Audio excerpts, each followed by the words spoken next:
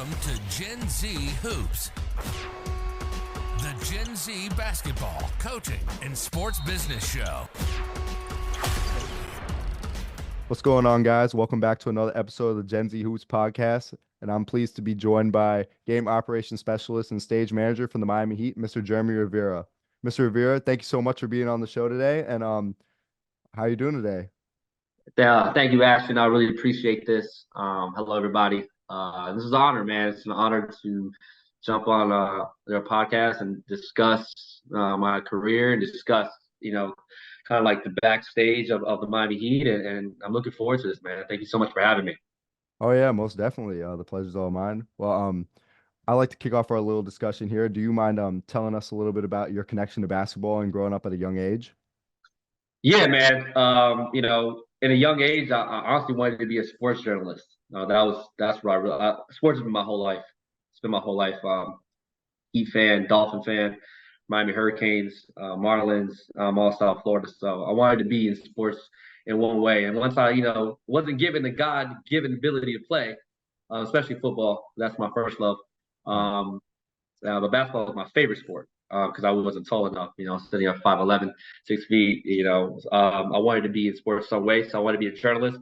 I went to FIU, and after 2 years of undergrad, I realized that sport journalism isn't what I thought it was. Telling stories, deep diving into the positive of these athletes to get the money, to get the recognition is a hot take. And I realized that very early in 2012 was, and it's crazy now looking back. That's what it is right now, right? Hot takes. If the hot takes, you get the clicks, and that's where you get the views on these podcasts and stuff.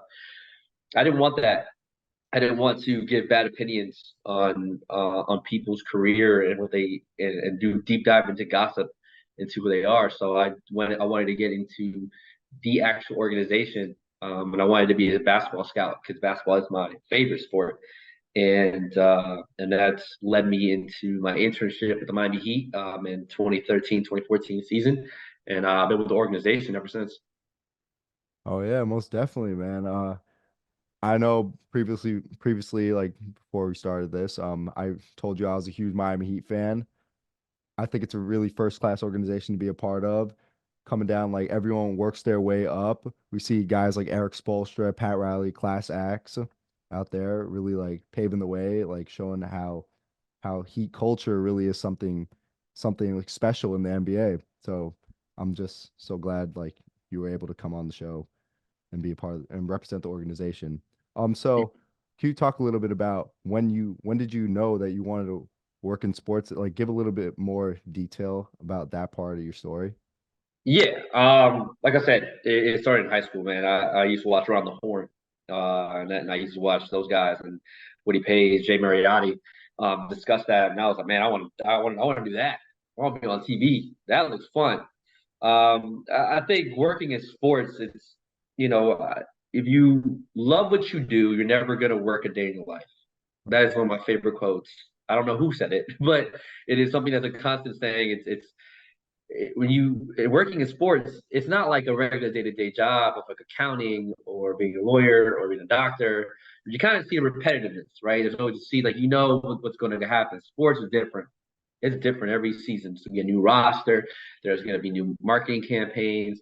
There's just going to be new events. Always something different, and that's the beauty of what sports are. And I wanted that to fulfill me for the rest of my life. And I think God put this in my life, and He knew I would take it in stride.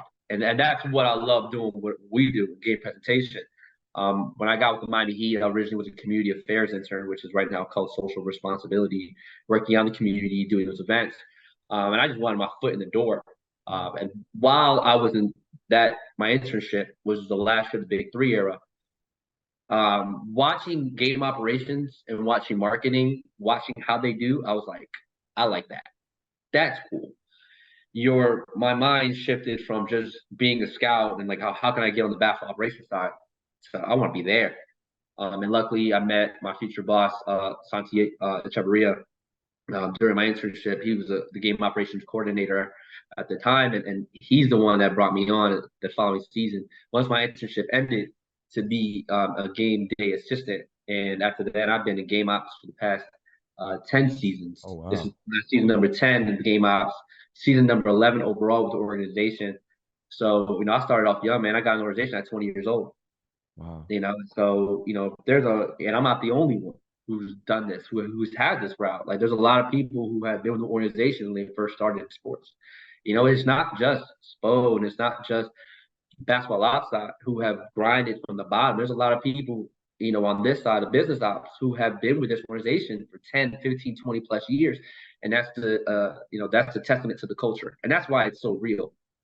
People, you can see the jokes, and you can see people talk about who don't know. Yeah. But at the end of the day, it's real. And there's a lot of people in our organization who have been through it all, from the 90s to the 2000s to before we've ever won a championship, and have seen this organization grow. And it's people like me who have been a part of the journey. And it's a beautiful thing. And when you work in an organization with such a high standard of excellence, you want to be excellent. You want to be great. That pushes you to be better. When you got people, when your bosses want to be the best of the best, you mentally want to be the best, and you always strive for excellence. Yeah, most definitely. I've been a part of basketball teams where the level of excellence kind of counteracts throughout from the head coach all the way down to, like, let's say, like the team mom even. Like, they always talked about, let's show up on time for practice. Let's stay in the gym after hours. Everyone make the bus.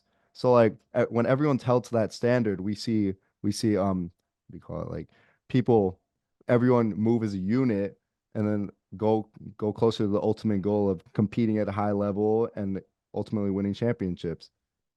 So Ultimately, absolutely. And look, Pat Riley has the most famous saying in our organization: "Keep the main thing the main thing." And you hear LeBron say it now, even though he hasn't been with the organization for so long. yeah, You hear people who have left the Miami Heat and are retired. Keep the main thing the main thing. And that's a testament to what we do on the business outside. We have a T-shirt on our culture, our core culture. The main thing is the main thing, because the standard. It's the standard of excellence. We all have the standard. If you follow that, it's from the top. It trickles all the way down, and we have continued that. It's not just, again, like I said, on basketball side. It's business ops, and from the president to the CMO to the VP to the game director to me to our game presentation assistants. We have to carry the torch and carry the standard of excellence that we always want to have in our organization. most definitely. So I like to shift away from the Miami Heat a little bit and talk a little bit about your previous experiences. So you were the team manager for the Florida International men's basketball team. What was your mindset during this time of your journey? It was to learn. It was I needed an internship. I wanted to work in basketball. I wanted to start in basketball ops, like I said, and I wanted to try to be a scout. So I wanted to scout for college and help recruiting. And I didn't last that long. It was only like half a season because I got my internship with the Miami Heat. But being there, it was, it sucks because I didn't get the full experience that you usually would. I had to leave mid-season. But it was different. It was, you had to basically, you're an equipment manager. You're helping with the jerseys. You're helping wash their uniforms, making sure they all have the water, making sure they're here for practice, rebounding, helping with shot clock, helping, calling fouls, helping do plays. Like, Yeah. you have to be help scout team, get your shoes on and get some shorts on. You have to help be the person there with the guards and the fours, being an extra body. It's a little different. It's different than I was accustomed to. But it was fun. It was a cool experience that when I see the ball boys now, and I see people working in the Heat. People, oh, I remember how that was. Yeah. It's a little different, obviously, FIU and to Miami Heat, but it was a very cool experience to get into basketball.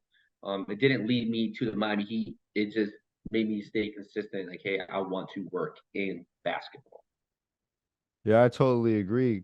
While you were explaining that experience, I currently actually am the basketball manager for my college's team, Hobart College. Yeah, I'm redshirting my first year, but I also asked coach if I can take a position as a manager. So I totally agree. I usually help them scout, help them with film, like help them with the shot clock, rebound. Always got to be ready to like fill in a position in like a drill if there's like a missing player, missing practice, something like that. So I always thought like I never realized like how much like actually goes into a winning basketball team. I always thought because I was always so used to playing, but now seeing the game through a different lens, it's really amazing. So Yeah, I mean, it's everybody has to play a part. Everybody has to play a part. So, yeah, it doesn't matter. It doesn't matter if you're a star, if you're the equipment manager, if you're, everything. There needs to be somebody for everything. Fill your need, right? Fill the need that you need to do. If they need you here, then do the need, then be in that position. If they need you right at this moment, then be at that position. So it's always fill a need, and you'll stand out. yeah, I totally agree. And like not playing this year also like it kind of like made me realize like a little bit about like having an ego like really isn't like such a it doesn't really translate to like success if you think Nope. about it. Like I was also watching JJ Redick's podcast and he was saying like he was telling he had a conversation with Doc Rivers and Doc told him, yeah, JJ, like you're just gonna be standing in the corner of this series. Like this isn't your series. But like he said at the moment, his like ego was so high, like he's like, oh man, like they're not running plays for me. I'm just standing in the corner. But now reflecting on it, he's like, oh no, if that's what's best for the team, then I'm going to do whatever I can do just to help us win. If that means me standing Absolutely. in the corner, I'm going to stand there just so the team flourishes because of that. Yep. And that's why sports. I think sports and the business of sports are so synonymous, right? It's it's you got to be where you're needed. I'll tell the story. Like, it's like I'm going to a second All Star. Last year when I went to work All Star in Salt Lake, um, you are with the best of the best, I think my realm as lead stage manager, I'm used to having to know what everybody has to do. I'm Right. used to knowing this person needs to be here. You have to directing everybody on court. When you're at All Stars, it's a little different story. You're with the best of the best that the NBA has chosen to stage manage this event. You don't need to worry about the other hosts over there. Right. You don't need to worry of who has the contestant here. You don't need to worry who has this person. You have your role, stick to your role. If they want you to be with your with one host, be with that host and get that host prepared because there's another stage manager who's taking care of everything else. Another role.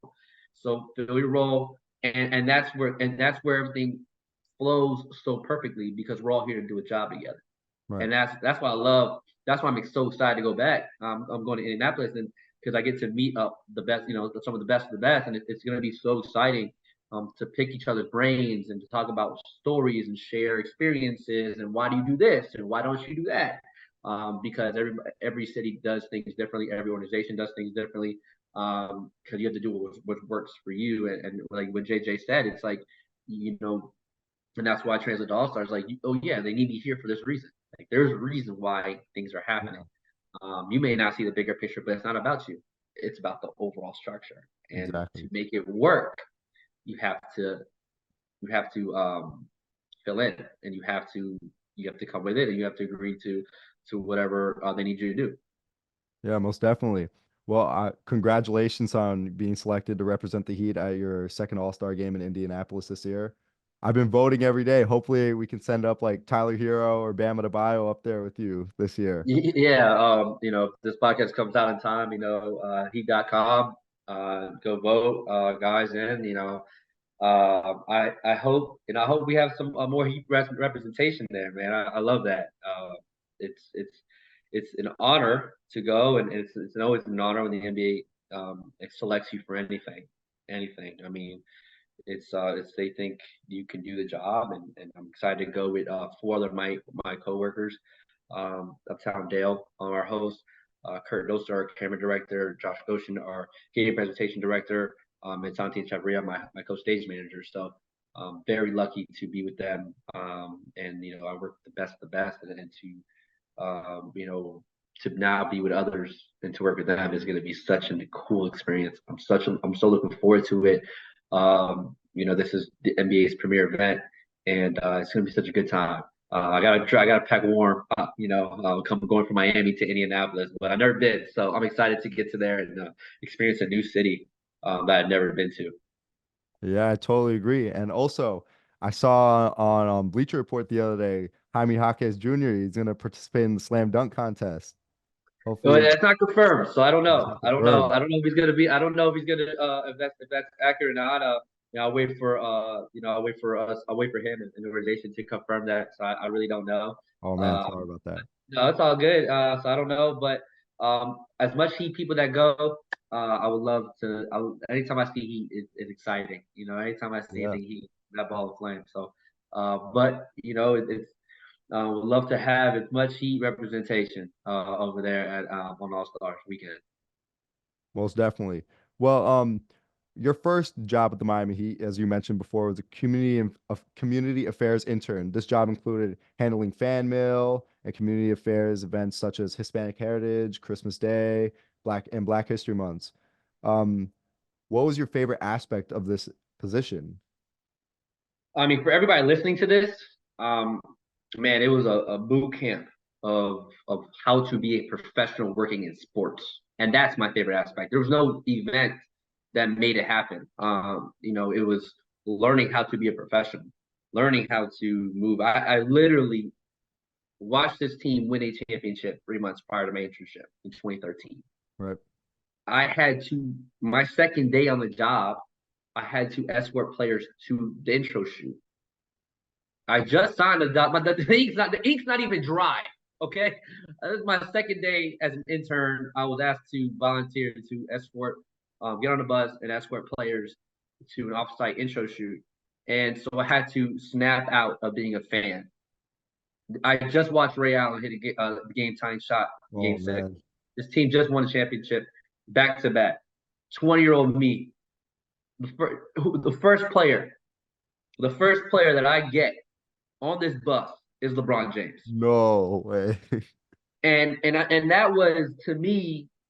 And he came in with one of his guys. I don't think it's one of his security guys. So we were escorting him back to the arena, and he literally sits next to me, like one of the bus. We're on a coach bus. This ain't no like school bus. It's a coach bus. He sits in that seat next to me, No and I'm in way. the front. And I said, "Hello, Mr. James." He's like, "Hey, how you doing?" And he doesn't talk to me. He talks to his friend. He's really talking to me, but I'm like just sitting there, and that's where you have to switch. Being a professional, it's learning. It's like, wow, this is LeBron James. Like, what the hell? My first day on the job. And that really was, I didn't want to. I can't freak out. I can't super fan. I just have to be respectful. Just, if he talks to me, he talks to me. If he doesn't, I'm here. So that was cool, to experience that. That was, you want to talk about popping your cherry about working in sports. Sitting next to LeBron James is that it? That's it right there. And then the second player I got was Ray Allen, and Oh wow. I'll share this quick little story of because he talked to me. So that was cool. Like, I didn't engage with him. I just said, hey, how you doing? He's like, my name is Ray. I'm like, I know who you are. You're Ray Allen. UConn guard. And he starts asking me questions. He's like, where are you from? What school do you go to? I'm like, I'm intern for Florida FIU. And he's like, oh, that's awesome, man. And we were just talking, a general conversation from the bus ride. You had to go pick him up, take him back to the arena. And I'll never forget this advice that he told me, and it has stayed with me the duration of my career. You always have to work as if somebody's watching you. It Yeah. doesn't matter if you think you're hidden somewhere and you can slack off. You always have to work as if somebody's watching you. And I've carried that for the duration of my sports career. And I think that I've passed down this to everybody I've spoken to that are younger than me, that are trying to get into sports. You have to, because the minute you slack off, the minute you're being lazy, now you're gaining that perception of being lazy and slacking off and not caring. You always have to be thinking ahead and trying to work, and don't work without a purpose. Work with a purpose. And I'll never forget that. He shake my hand, and that was that. And that whole day was crazy. I mean, Birdman had a conversation with me that day.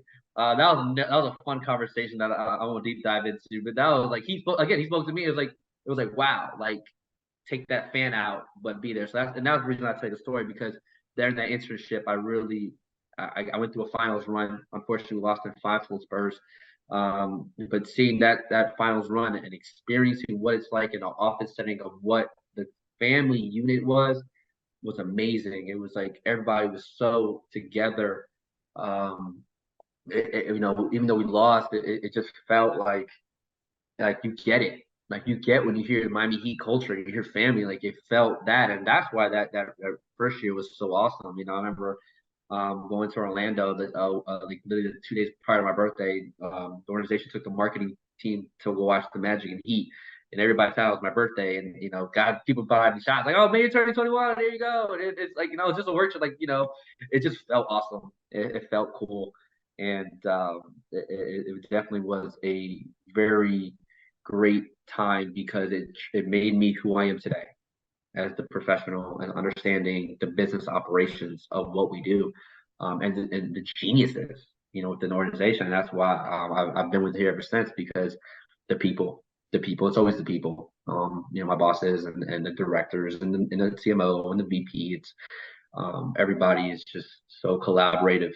and everybody is so welcoming. And there's never, if you have a bad idea, there's no such a bad idea. It's like, all right, let's take this idea, let's change it here to make it work for us. And it's been a great ride for the past 11 seasons.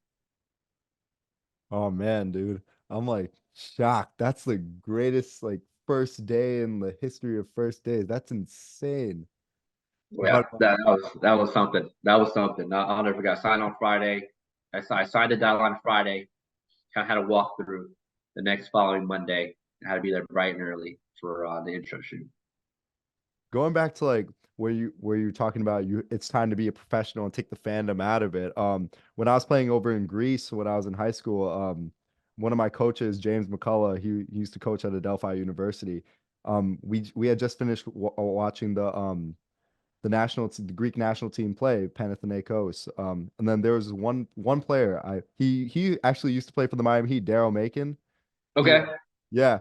I was like, I see him walking out. I'm like, I go up to him. I'm like, I'm like I was a high school kid at the time. So I'm like, oh man, Daryl, you played for the Heat. Oh, we need you back. Like, and all this stuff. My coach pulled me aside because there's also like a bunch of kids, my teammates like mobbing him as well. He's like, no, you don't want him to think of you as some kid asking him for like an autograph.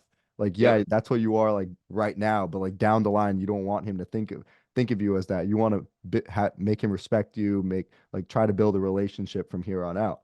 So then I just went up and asked him, oh, hey, like we're playing at like Giannis's old gym, like his old travel team over there. We're playing against like that organization. So I asked him if he would like to come down to the game and watch us play. And actually he showed up the next day. So it was amazing. So Yeah, man.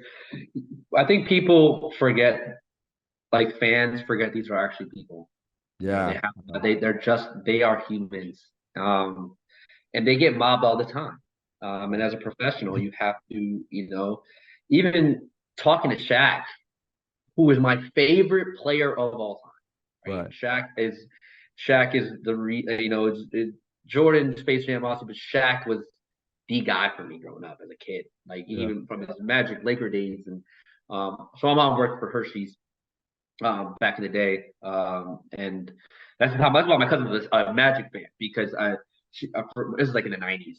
It was a Shaq cutout. I'll never forget. I was a kid in this house, and Shaq was everything.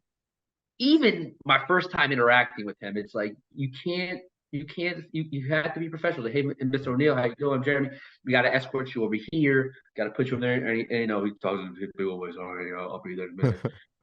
And it's taken, because you have to treat them with the most respect, and as you treat them the way you want to be treated. Exactly. And you don't want to be that person. Hey, can I get an autograph while I'm working on clock? Like, Yeah, can I yeah. get a photo? Like, let's take a selfie. Like, no. You first of all, you never know who's watching. What I just said, right? You never Exactly. know who's watching you. Like your coach said, like, hey, let's treat them respect. Hey, how you doing? Nice to meet you. we got to go and do X, Y, and Z, or because again, at the day, you never want to be that person. You never want to be that annoying person either, but you also want to be the constant professional. Right. Because that's when they'll respect the most, and be the constant professional, treat them with the most respect. And athletes have bad days, man. You got to think about that. They have days where they're not playing well, Right. or something's going on personally.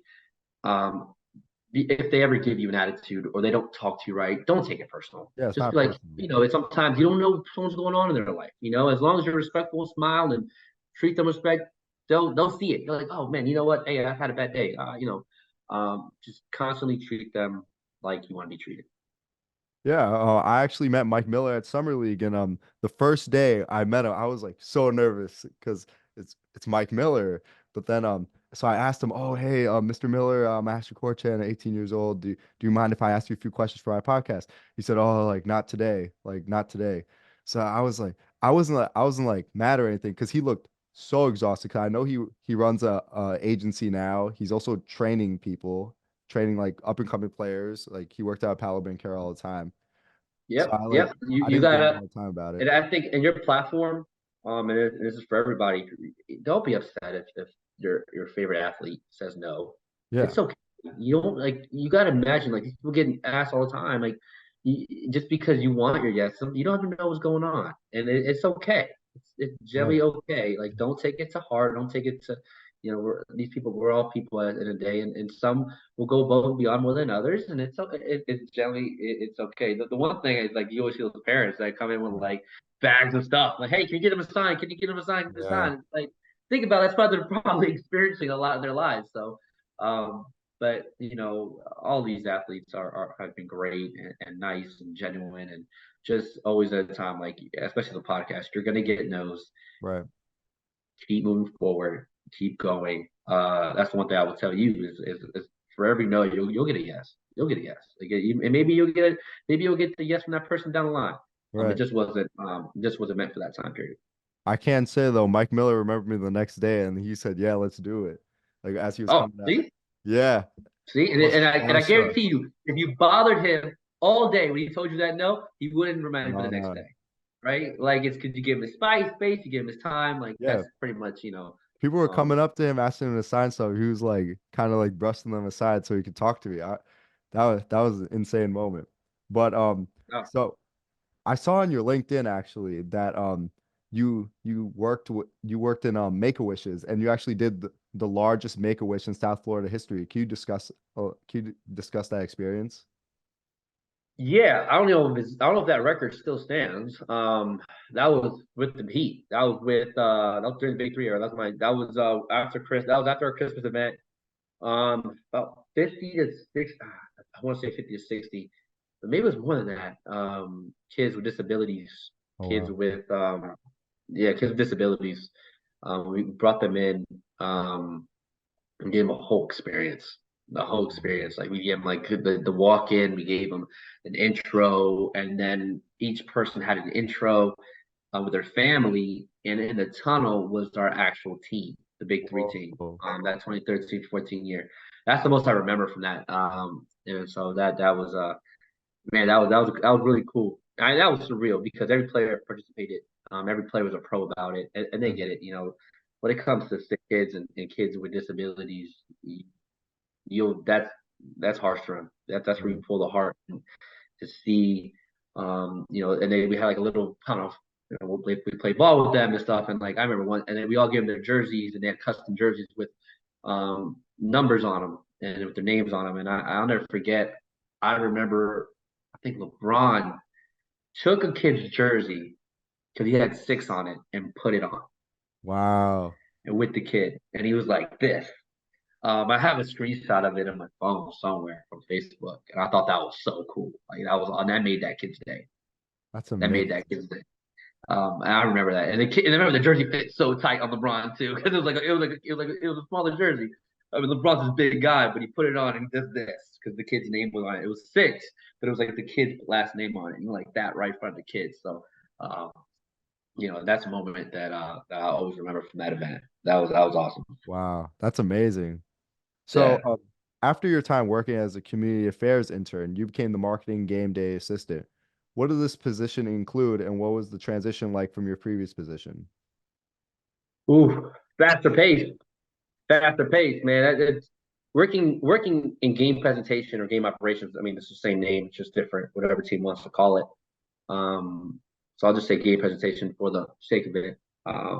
It's fast paced, man. It's you got to be 2 steps ahead of whatever timeout you have. And so for people that don't know what game presentation is, it's everything you see on the court at a game that's not involved with the players. Intro, music, video, LEDs, contest on court, contest in the stands, your host, your dancers, your mascot, your hype team, your DJ, all that is game presentation. The lighting, like every single aspect is game press. So as a game day assistant, when they brought me over, it's really to make sure we have our mats, our shooting, our materials, have the waivers signed, pick the contestants, let everybody know who's our content, who's a contestant. If we gotta go grab them, if you go get them on court, make sure we have our props ready, put them back, inventory of our marketing cage. So that was pretty much my role um, until basically 2019. Even though in 2016 I became a stage manager, um, that was my role. I started off with two other individuals my first year. The next year, I was by myself. I was by myself with, and that was a little difficult because usually when you have two teammates, it's a lot different. You can rely on stuff. When you're by yourself, you're running. You're constantly going, and I try to make it. The competitive in me was like, I want to show you I can do this by myself. Right. I don't need teammates. I got this. Like I can do this. Running and making sure we have our props because at the end of the day, like if the contestant don't work out, if the props aren't set, they're not gonna. I'm the one to blame. That's my responsibility. I gotta make sure that happens. So I always try to make sure we were good and we were quick and we didn't skip a beat even if we needed if they think I needed a teammate. Um, and then that was that for 2 years. And then when I became a stage manager, I was a stage manager and I was a game day assistant. So Wow. like I was on a headset being not the main stage manager because I was second, but I was still playing the script and now doing the board and part timer, but like managing on the game day duties, but I actually had to go still do inventory. So it was a lot of work, a lot of work, man. I put a lot of work in until I became a full timer in 2019.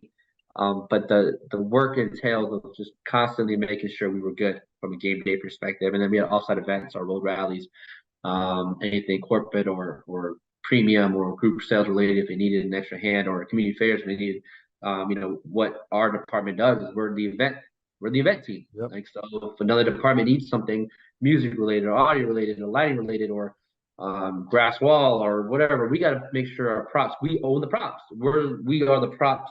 We own all the big heads and all the hype team and stuff like that. So we have to make sure everything's set and built up and break down for everybody on offsite wise. So it was an amazing experience. It definitely taught me a lot.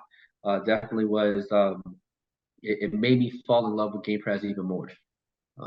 It's like a movie, man. Like you have your director who puts the game plan together, and we have to execute it with the actors and make sure the props are set up and make sure it falls through to make sure it's a masterpiece, essentially.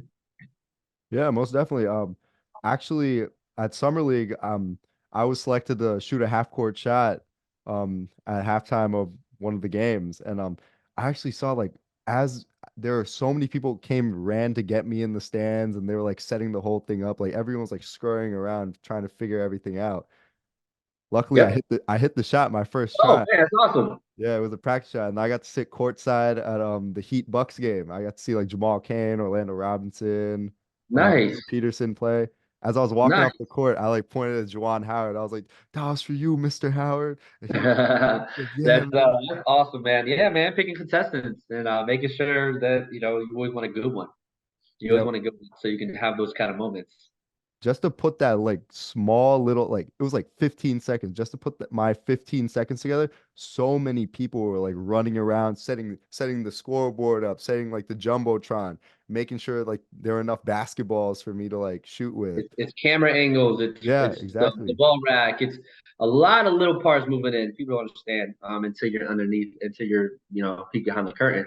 But yeah, it's a lot of things involved, especially with the concept. Half court concept is pretty easy to set up, especially with a one-off shot. It's like just make sure the contestant has the ball. Make sure you have another ball out just in case you want to give them a second shot. Make sure you have two rebounders. But the camera angle is like, where are you shooting it from? Right. Is this from this side? Is it from his back? And make sure you have both. Make sure you're covering both ways. If he hits a shot, you're ready to hit a lower third that says winner. Congratulations, you Yeah. just won blank, blank, blank. There's people upstairs in the control room handling that.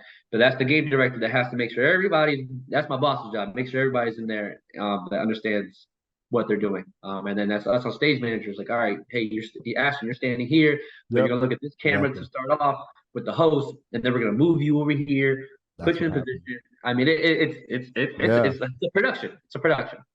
It was so cool. I remember I was dribbling the ball and I looked up. I was like, "Oh man, I'm on the jumbotron." It was insane. I hit the shot. I had to pay homage to my favorite player, LeBron. Hit the silencer a little. It was Yeah, insane. we've had some of those people that they hit those shots, man. They're just I've seen the LeBron one before on Yeah, our I've seen somebody do that. This is my house. the D Um, Wade.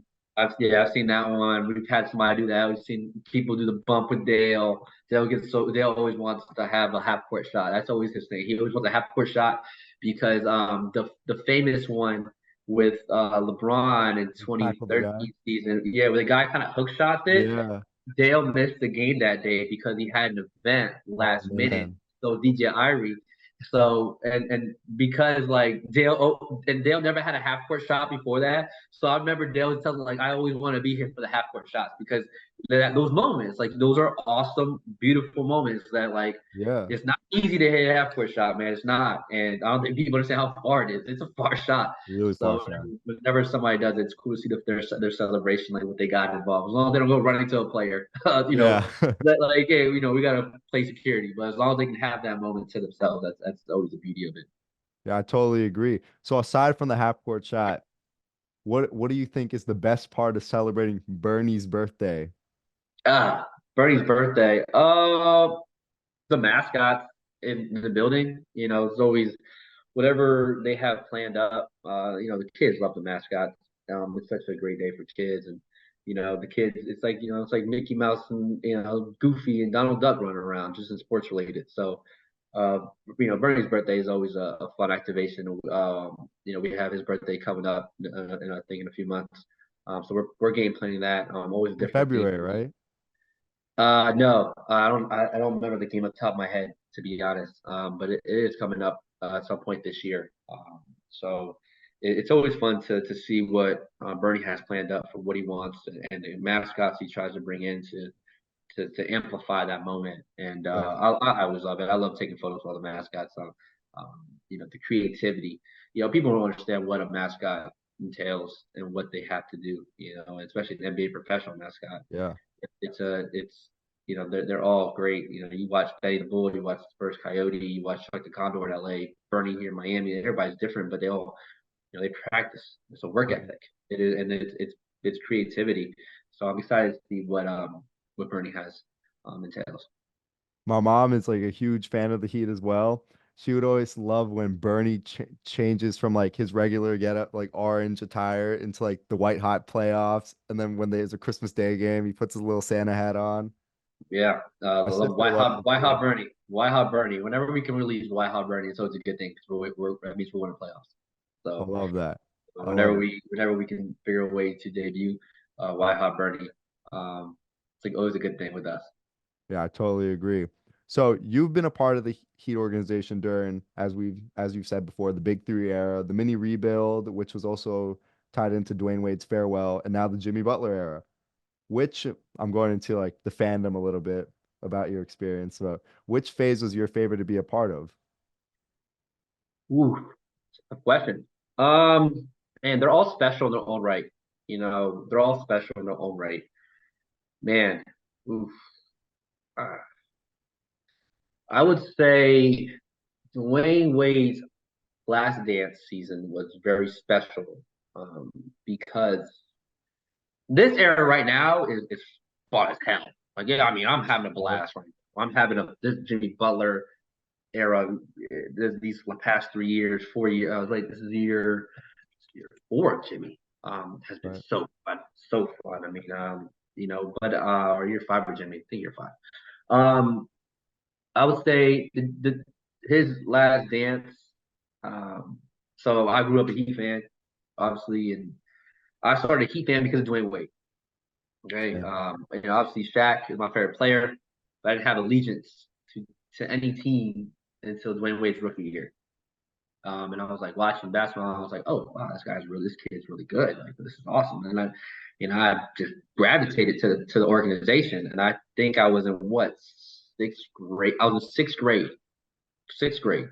And so for me, I followed his whole career. Right. Right? I was here for the Big Three era. I was here when he left. And I was here. I remember when he came back. The electricity in the building against the Milwaukee Bucks and him in the vice jersey, it was Oh perfect. man. Because I remember when the first vice jersey, he was like, "Oh, I wish Dwayne was in there. I wish Dwayne," and Dwayne happened, and it was that moment, him coming off the bench and the crowd erupted. But that last dance to work that moment, that game, um, was perfect, and it was something for me. It was like a chapter closed a chapter closed of, I guess, my fandom, in the sense, like, wow, like I saw it all. I saw it all. And it's very special to me, and that's why the statue is very special. Right. Last night was special. Last night was special, just because I've done jersey retirement. We did his jersey retirement. Like now we get this thing that we've never experienced. A statue in the organization, Right. and it's beautiful. I can't wait. And to watch Pat walk across and talk to Dwayne and the fan base to get this experience it's going to be an amazing moment in the fall. So I think that, but this Jimmy era with Bam and Spo, I mean, just the guys, the player development has been beautiful, and I think from a marketing standpoint, to go from Vice to Mashup to now Heat Culture Yep. has been fun.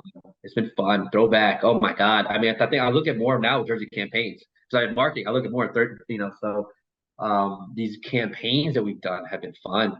Having my hand in the intro videos and having just us, I guess, see the table and the creative aspect of it.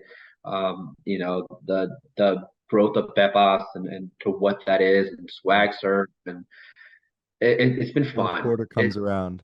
It's just fun, and it's, again, I mean, the team is fun to watch. They compete so great, and it's been just different, but in the sense of, like, you really feel that how hard these guys work, and it helps you from a marketing standpoint. So easy for us to put our ideas on the table and make them come to life, and it just comes to fruition. So I've really enjoyed this era, but I'll go Dwayne last dance, his last season, and then I would go this era right now, just because it's not just a play on the court. The finals last year was phenomenal. It's a fun experience to do that, but also the bubble run that year, Jimmy's first year and Tyler's first year, and that pandemic, as we were in the bubble, but we were still trying to bring, everybody was going through during the pandemic. We're at home, we're away from our loved ones, we're stuck indoors. This team carried a city to the finals. We lost in 6, but that run was amazing. Those moments were amazing. Bam's block against Jason Tatum was phenomenal, and so I had a game direct virtually, the virtual fans for us with Mike B in a little space, while our game director Josh Bushman was in Orlando doing the bubble. So for me, it was that I got to learn how to game direct a little bit, write scripts, pick music. I'm out here trying to bring heat. The at the time it was American Airlines, but like the Kaseya Center, like that vibe, bring it to you in a laptop setting while you're watching a game. That was special. And then even the pandemic year, where shorter season, you're trying to carry the run from the finals, do noise meet, doing the fake fan noise, and then we start putting fans in the building. That was different. And then the year after that, we go to Eastern Conference Finals, Game 7. Right. Last year's Game 7, like, it's just been like it's been different every year, and that's the beauty of sports. It's been different. It's been awesome, and it's been a fun ride. So I'll go Dwayne first, but this has just been awesome. Oh yeah, I totally agree. Going into more detail about what you're saying, how you think of it as like different campaigns, like Vice, Matchup, Throwback, and now Heat Culture. I remember being in middle school, even my freshman year of high school. It was during Dwayne Wade's farewell. That year, you guys had like the black Vice jersey, then which I think it's called Midnight Beautiful, Vice. And then beautiful. Sunset Vice was the all pink. I remember on the MiamiHeatStore.com, they would have like when the jersey's gonna drop. I used to be like asked to go to the bathroom. Oh man, I hope none of my like old teachers watch this, but I remember I used to go to the bathroom, be ready, texting my dad, "Oh dad, can I get the Dwayne Wade like Vice jersey?" Built a whole collection of them. Yeah, Um, Vice was beautiful, man. That really was probably the perfect city campaign. You know, everybody tried to replicate. Nobody can duplicate how great we launched that. And I love that the white one, the black one, you know, pink, blue, vice versa. It was just Vice a versa. movie. And then when we went to mashup, mashup was so different. Yeah, But at the end of the day, like it made it. I think you saw a lot of, you saw a lot of customs, right. which you don't see a lot with jerseys. Everybody gets a Jimmy or Tyler, bam. A lot of customs came out of that because it was you can customize your own number. Like Yeah, you were able to like legit customize your own different number, and you want throwback here, but you want vice, but you want vice here, and you want vice versa. right. It and I thought that's why mashup was so cool. It was different creative. I mean, look at you now. I got the mashup on flame here, Yeah. right? Because it was a combination of all of our campaigns into one, and it was fun. It was fun. And I thought like when we did it, it was gonna be different. A lot of people weren't gonna like it, but we didn't care. Yeah. But I never seen so many customs in my life, you know. So that was fun, and to pick the music for that one, that was cool because we were doing music and mashed up music here, and one artist, and this beat on this side, and the intro videos were beautiful, and they were shot different. Picking music for that was awesome. And now Heat Culture, which is an Yep. embodiment of our organization, and to see people, the grittiness and that toughness, but that to bring what we've always had and to bring it to life, and the culture, and the court is so beautiful. Has our mantra on the paint, Yeah. mantra on the side. It's just been fun and different. And shout out to our creative team who constantly do an amazing job, and they're not scared to test the waters and test the limits. Because when they do that, that gives us a creative, like we take their creative design and now we got to amplify it in the building. And it's fun. Like we have a great unit that that works together. So it goes hand in hand, and it's every campaign, every time we do it in throwback. Oh man, you want to talk about a great campaign, and something that has I guess transcended, Mhm. how to do a throwback campaign. We've seen teams do their throwback campaign this year. I won't name no names, but a lot of it looks like what we did last year. Right. So, you want to be the example that everybody uses. And I think that's what we always try to do. Strive to be the example, never to duplicate what other teams do, from a marketing standpoint. And I believe we always try to set the standard. Set the standard. Be the standard. And as long as you're the standard, as long as you're the example, and as long as you try to be yourself and be creative and be one of one, everything else is going to step forth. Yeah, I totally agree. So I've been meaning to ask, um, every time White Hot playoffs comes around, is there ever like a little bit of nostalgia whenever you hear like the Seven Nations Army going around done? Hell yeah. Hell yeah, man. Hell yeah. Especially as somebody who grew up who was a fan first, Yeah. especially in that, 3 years of the big three era, first 3 years. I mean, that's of course. I mean, even '06, even '06, like Right. to me, I get goosebumps, man, when you hear Seven Nation Army in the fourth quarter and you hear the crowd chanting it. Yeah. It is surreal. And Oh. this is my first time I was able to experience the finals in the capacity I did. To come back 1-1, and I know we lost two home games, but to feel the electricity in the crowd, Right. Even Game 6 against the Celtics, even though we lost with the Derek White putback, the electricity in that building, the nostalgia, just I mean, I constantly just look around. I'll do this every year. Every time I'm there, I'm like, I just look around and I embrace and look at the fans. I hear it. I'm listening. And sometimes I'll take my headset off just so I can get that. It's goosebumps, man. It's goosebumps, and it's one of those where you're just like, how the hell, I can't believe I'm here. But it's Yeah. 7 Nation and white hot.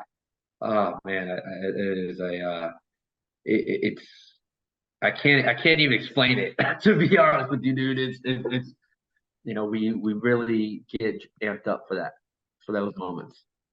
Oh man, ever since I was little, me and my mom would always watch the Heat games, the playoff games, and then fourth quarter rolls around, we're both like jumping in our living room downstairs, just screaming,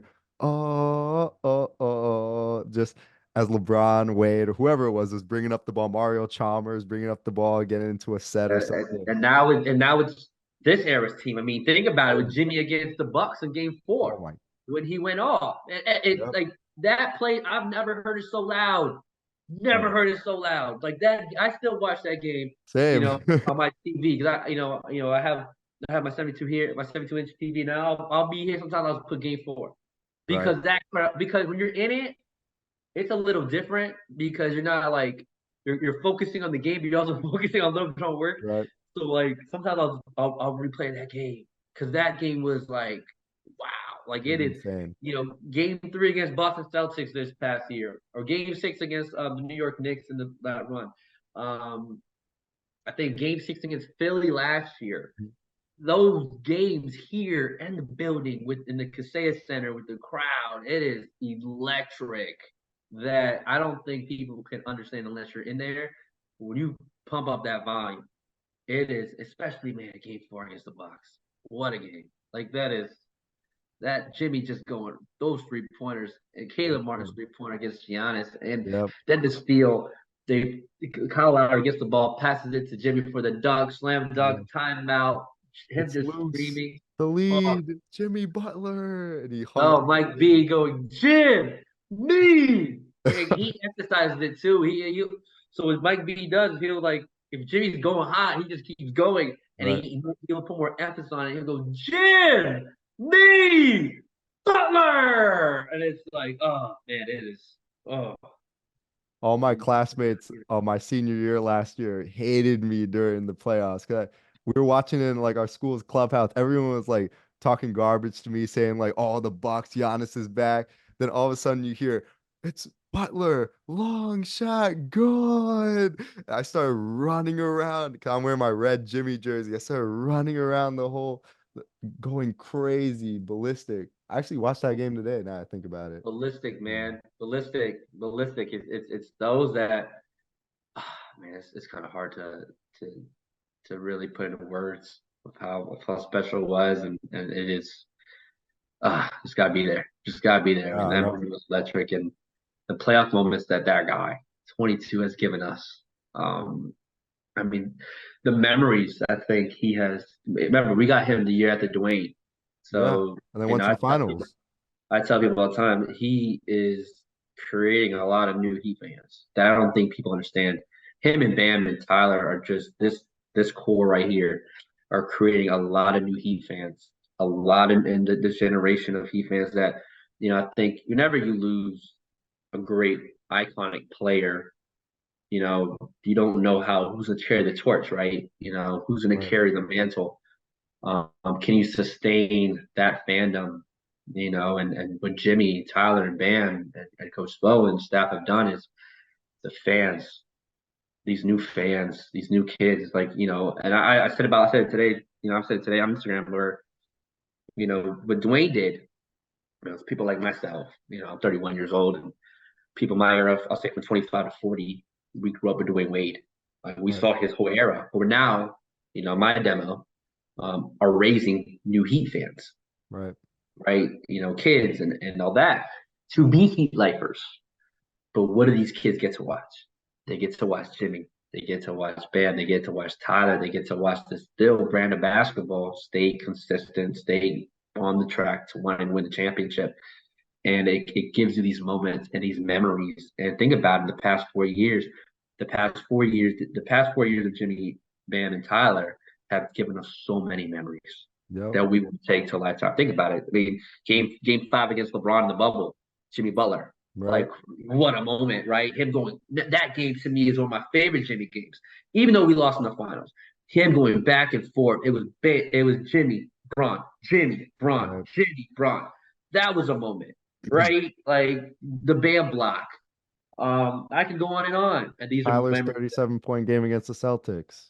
And him the me mug. Like those Yeah. are moments that you're gonna carry on, and those are moments you're showing your kids, and your kids are gonna know that. These kids growing up 10, 11, 12, like they're not gonna be able to experience the Big Three era unless you put on YouTube. Yep. So now these kids are experiencing this era, which are gonna carry them into the future. And if they're gonna pass their kids down, they're gonna pass those memories down to their kids. Like, man, like think about it. 20 years from now, the Heat fans that are like 11, 12, 13, even high school, are going to tell their kids, "Oh man, you should have been there when Jimmy went off against the Bucks, or went against the Celtics, against Right. the Sixers, against the Knicks, against the Lakers. Like you should have been there." So I think that's why this era is so special, because I know what it's doing for the fan base.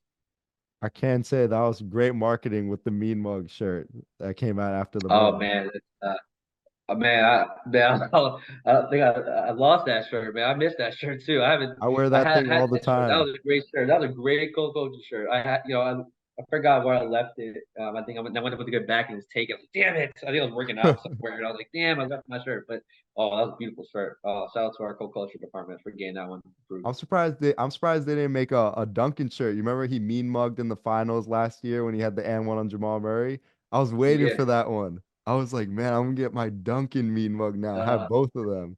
Duncan, man, that is Duncan's had some great moments, man. He's had some really good moments, but that'll been a good moments to see. That'll been a good moments to see, definitely for sure. Never too late. It's never too late. So, kind of straying away from like the fandom aspect and back to like your journey working in sports. So you're currently the stage manager and game operations specialist, as I stated before. But going down the line, when you look into the future, like 10 years, let's say, what are your future goals and aspirations for your career? Um, take it, man. I take it season by season. To be honest, I think the next step for me obviously is to be a game director one day. There's only 1 in 30 jobs in the NBA that has this position. So, for me, I'm chilling. I'm vibing, but I'm learning. That's the important part. Don't stay stagnant doing stage managing and being a game operations specialist just to be one. What's your next goal? But I think mentally, I'm always preparing for the next, like how to prepare to if and when I get that opportunity. I love, I was given the opportunity to game direct a game this year against Indiana Pacers, December 2nd. Unfortunately, we Mhm. lost. I was able to do 2 preseason games. So I was able to do basically 2.5 games this year, because the first preseason game I got the other half. But that, man, I think that was like the Cole Swinder game where he was just like off, and I was like, Mhm. I treated this thing like a freaking playoff. But it was so loud in there, man. It was a preseason game. It was so loud. But game directing it's basically being an NFL coach, Right. right? Think of an NFL coach or what an NFL coach has to be responsible for: offense, defense. Everybody needs to know what they're doing. Everybody Right. has to be on this. Like you need to know you're going to be here. You have to know to be there. So the verbiage is a lot. It's very similar to what an NFL coach has to be part of, right? Because, and I say NFL over NBA because NBA the staffs are smaller, the roster is smaller. Right. As an NBA game director, you have to let a lot of people know what is going on and when to execute it. A lot of verbiage, and then your communication needs to be on point. And I say that because you got your cameras, and you got your lights, and you got your music, and then you have your stage managers, and you have your hosts, and you got your DJs. It's a lot. It's a lot to be in charge of. And the verbiage of lower thirds and come up expression, which is your full screen graphic that shows up on your jumbotron. Your hot shot operator who's playing your clicks and your prompts, like let's go heat defense. The music that comes from the DJ, mic and music. When you say mic and music, you're talking to your audio guy. Say, hey, put up DJ's mic up, put his music up, let it go, because you can't have the DJ constantly up because you have gameplay. You have the free throw line, music down, wire mics down, all that, right? That's all game directing. That's in your vision of where you're putting things. Now you got to talk about timing.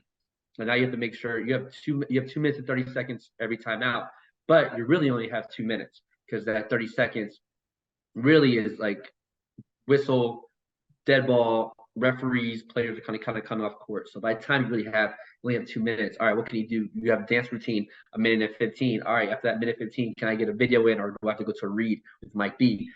All right, we're gonna do an in-game contest. How long is the contest? 30 seconds with the free throws. But how long does it get that player on the contestant on court with the host, looking at a camera, ready to go, do the contest, where it's not crunching in time. All right. Now videos from our content team. How long is it? 45 seconds. All right, I have a 45-second video. What can I get after that? Can I do a contest, or can I do a read? No, listen, or can I do a toss that? You see, it's all this verbiage I'm telling you, I'm probably spitting out geometry right now. But it's I know. Yeah, right. But that's what game directing is, and that's what the next step is. So and this is what the peek behind the curtain is when you're at those chairs and you're with the PA. Right. But the thrill of every show is a different story. Every show is a different audience. Remember, you have to think that you always have 20,000 new people in the building. How can you impress? How can you have that excellence? How can you maintain the atmosphere?